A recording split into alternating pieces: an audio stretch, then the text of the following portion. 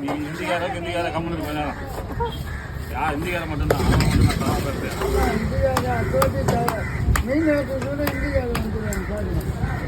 வண்டி ஓட்டுறதுக்கு தான் வருவாங்க. மீன் வெட்டுறதுக்கு மட்டும் தான் வருவாங்க. வேற வர மாட்டாங்க. உலகத்துல எல்லாமே எல்லா இடத்துலையும்